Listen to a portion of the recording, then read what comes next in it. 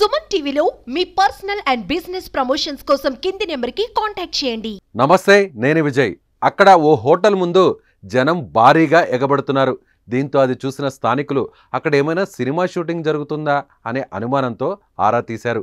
అయితే వారు ఎందుకు గుమికూడారో తెలుసుకొని షాక్ అయ్యారు అక్కడి వారు. అక్కడ రూపాయికే బిర్యానీ అంటూ హోటల్ యజమాని ఆఫర్ పెట్టాడు. అయితే ఇందులో ఓ ట్విస్ట్ ఉంది.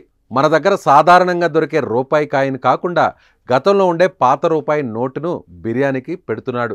దీంతో చాలామంది వారి దగ్గర దాచుకున్న రూపాయి నోట్లతో హోటల్ ముందు క్యూ లైన్ కట్టేశారు. ఈ ఘటన పశ్చిమ గోదావరి జిల్లా తాడేపల్లిగూడెంలో చోటు చేసుకుంది. నోటు తీసుకొని వస్తే బిర్యానీ అంటూ బంపర్ ఆఫర్ పెట్టారు. దీంతో పాత రూపాయి కాగితాలతో హోటల్ వద్దకు పెద్ద సంఖ్యలో చేరుకున్నారు అక్కడి జనం. బిర్యానీ ప్రియులైతే ఒక్కొక్కరు 4 నుంచి 5 తెచ్చుకొని మరి బిర్యానీలని పట్టుకెళ్లారు. దీంతో అనుకున్న దానికంటే జనం ఎక్కువగా రావడంతో టైం లిమిట్లో వచ్చిన వారికే బిర్యానీ ఇస్తామని హోటల్ సిబ్బంది తేల్చి చెప్పేశారు. దీంతో లైన్లో ఉన్న బిర్యానీ ప్రియులు కంగుతిన్నారు. గంటల తరబడి పాత రూపాయి కాగితంతో లైన్లో ఉన్నా కూడా బిర్యానీ ఇవ్వడం లేదంటూ పలువురు ఆందోళన వ్యక్తం చేస్తున్నారు. అయితే ఇలాంటి ఆఫర్లు కొత్తేమీ కావు. గతంలోనూ ఇలాంటి ఘటనలు అనేకం జరిగాయి.